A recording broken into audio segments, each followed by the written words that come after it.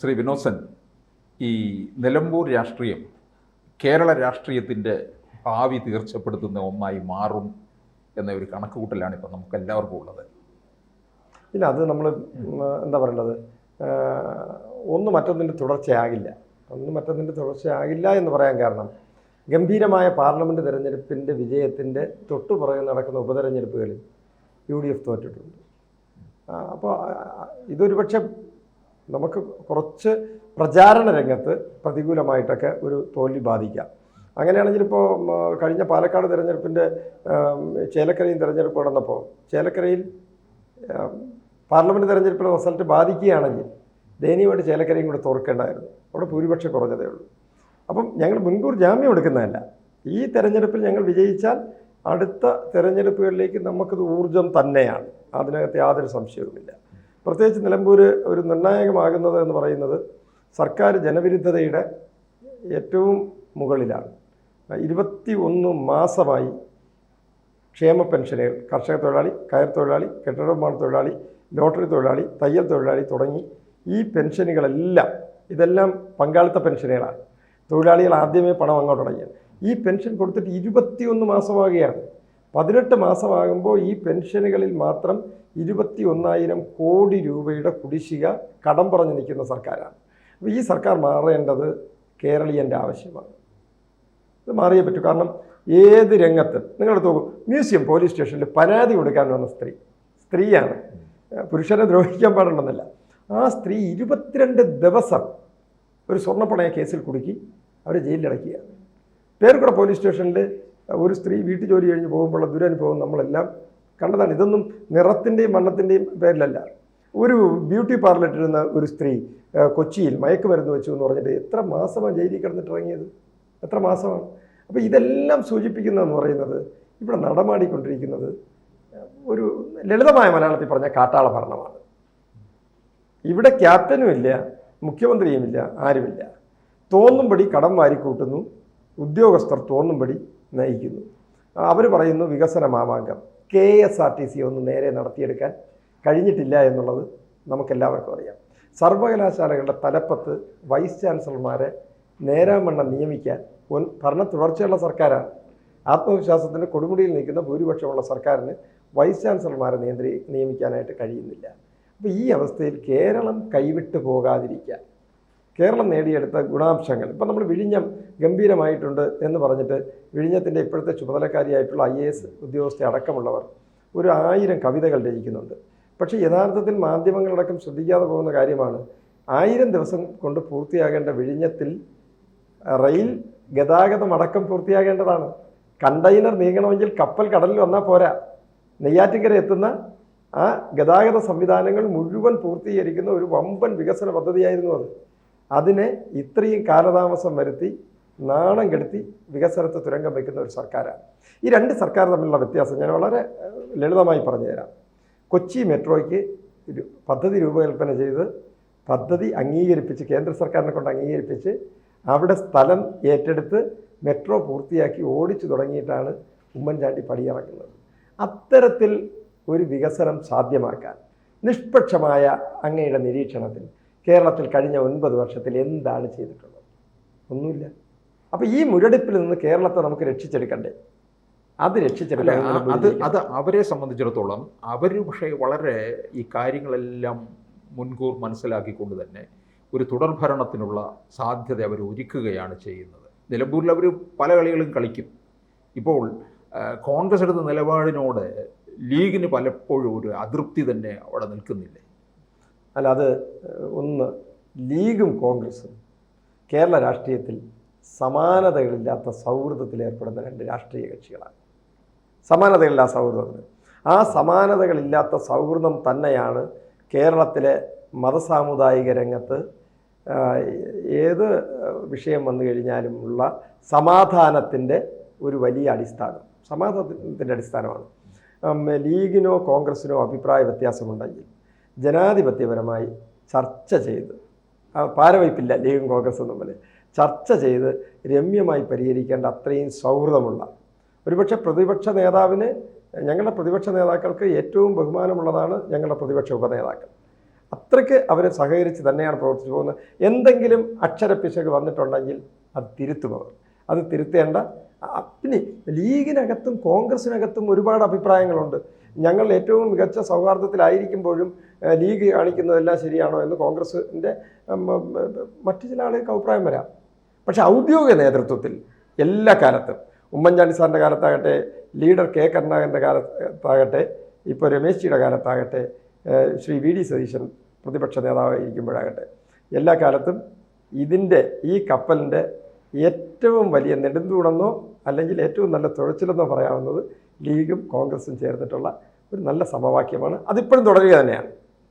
പിന്നെ ജനാധിപത്യമാണ്, അഭിപ്രായ വ്യത്യാസങ്ങളുണ്ടാകും, അത് രമ്യമായി സൗമ്യമായി പരിഹരിക്കും. അല്ല, ലീഗിന് ആണ് പലർക്കും പല രീതിയിൽ സംശയമായിട്ട് നിൽക്കുന്നത്. കാരണം ഏതെങ്കിലും തരത്തിൽ പിന്നെ തുടർഭരണത്തിലേക്ക് LDF പോയി കഴിഞ്ഞാൽ ലീഗിൻ്റെ കാര്യത്തിലൊരു ചാഞ്ചാട്ടം ഉണ്ടാകാനുള്ള സാധ്യത പോലും പറയുന്നു. ഒരു സാധ്യതയും വേണ്ട. ഒന്ന് തുടർഭരണം ഉണ്ടാകില്ല. അതിന് കേരളീയ സമൂഹം അംഗീകരിക്കില്ല. ഞാൻ ഒരു കോൺഗ്രസ്സുകാരൻ എന്ന രീതിയിൽ പറയുന്നതല്ല. ഇടതുപക്ഷ ജനാധിപത്യ മുന്നണിയിൽ ആ പാർട്ടി നിലനിന്ന് പോകണമെന്ന് ആഗ്രഹമുള്ള, അത് കമ്മ്യൂണിസ്റ്റാണെന്നുള്ള വാക്കൊന്നും ഞാൻ ഉപയോഗിക്കില്ല. എല്ലാവരും പറയുന്നത് എന്താ, കമ്മ്യൂണിസം മനോഹരമാണ് എന്നൊക്കെ പറയുന്ന ഒരുപാട് ആളുകളുണ്ട്.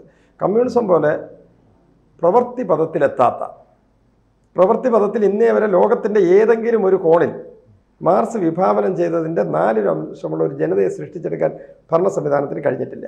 അതേ സമയത്ത് ഏറ്റവും സന്തോഷമുള്ള, ഏറ്റവും വിദ്യാഭ്യാസമുള്ള, തൊഴിലില്ലായ്മ ഇല്ലാത്ത സ്കാൻഡിനേവിയൻ രാജ്യങ്ങൾ മുതലാളിത്തത്തിലൂടെ നമ്മളെ ഞെട്ടിച്ചുകൊണ്ട് അവിടെ കമ്മ്യൂണിസം ഒന്നുമില്ല. അപ്പം ആ വാക്ക് ഞാൻ ഉപയോഗിക്കുന്നില്ല. ഈ CPM എന്ന് പറയുന്ന പാർട്ടി പശ്ചിമ ബംഗാളും ത്രിപുരയും പോലെ വാനിഷ്ഡായി പോകാതിരിക്കാൻ, അവരില്ല അവിടെ. അങ്ങനെ പോകാതിരിക്കാൻ ആഗ്രഹിക്കുന്ന ഓരോ ഇടതുപക്ഷ ജനാധിപത്യ മുന്നണിയിലും CPM എന്ന് പറയുന്ന പാർട്ടിയെ സ്നേഹിക്കുന്നവർ തുടർ ഭരണത്തിന് അനുവദിക്കില്ല. അതിന് നിങ്ങൾക്ക് തർക്കം വേണ്ട. തുടർ ഭരണം എന്നുള്ള ഒരു ലാഞ്ചന വന്നു കഴിഞ്ഞാൽ അതോടുകൂടി ആ ഭരണത്തോടുകൂടി CPM ഇവിടെ അവസാനിക്കും എന്ന് എല്ലാവർക്കും അറിയാം.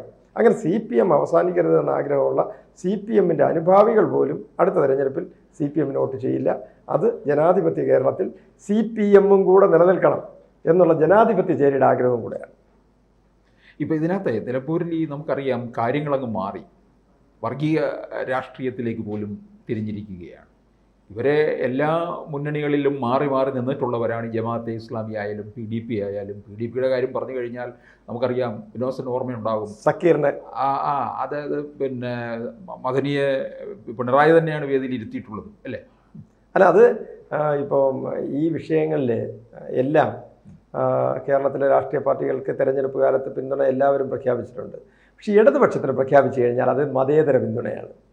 മതേതര പിന്തുണ. ഇപ്പോൾ കഴിഞ്ഞ ദിവസം രാജ്യസഭാംഗമായ A. റഹീം ഒരു പോസ്റ്റ് ഇട്ടിരുന്നു. സക്കീറിന് രക്തസാക്ഷി ദിനത്തിൽ അദ്ദേഹം വൈകാരിക തീവ്രതയോടുകൂടിയാണ്. ഈ സക്കീറിനെ കൊന്നതാരാണ്? സക്കീറിനെ വധിച്ചത് PDPക്കാരാണ്. സക്കീറിനെ വധിച്ച PDPക്കാർക്ക് സക്കീറിന് ആദരാഞ്ജലി നേരുന്നതും രക്തസാക്ഷിത്വത്തിൻ്റെ കുലീനതയും മഹത്വവും ഉയർത്തിപ്പിടിക്കുന്ന റഹീം തന്നെയാണ് അന്ന് PDPയുടെ പിന്തുണ സ്വീകരിക്കുന്നത്. പക്ഷേ നിലമ്പൂർ തെരഞ്ഞെടുപ്പിൽ ഈ പറയുന്ന പിന്തുണകൾ അവർ പ്രഖ്യാപിച്ചിരിക്കുന്നതുമായിട്ട് ബന്ധപ്പെട്ടിട്ട് ഉള്ള വാദപ്രതിവാദങ്ങളല്ല, മറിച്ച് അവിടെ ജനത്തെ നേരിട്ട് ബാധിക്കുന്ന അടിസ്ഥാനപരമായ സർക്കാരിൻ്റെ നിരുത്തരവാദപരമായ സമീപനങ്ങൾ. ഇപ്പോൾ ഒരു 15 വയസ്സുകാരൻ മരിക്കാനുണ്ടാവുന്നത് എങ്ങനെയാണ്? വന്യമൃഗങ്ങളെ പേടിച്ചിട്ടാണ്. അപ്പോൾ ഒരു സർക്കാർ ഇത്രയും ദിവസം ഇരുന്നിട്ടും ഇത്രയും ആധുനിക സംവിധാനങ്ങളുള്ള ഒരു സംസ്ഥാനത്തിൽ നമുക്ക് ഈ വന്യജീവി ശല്യത്തിൽ നിന്ന് ഒഴിഞ്ഞു നിൽക്കുന്നതിന് ആവശ്യമായ പദ്ധതികൾ നടപ്പിലാക്കാൻ കഴിയുന്നില്ല.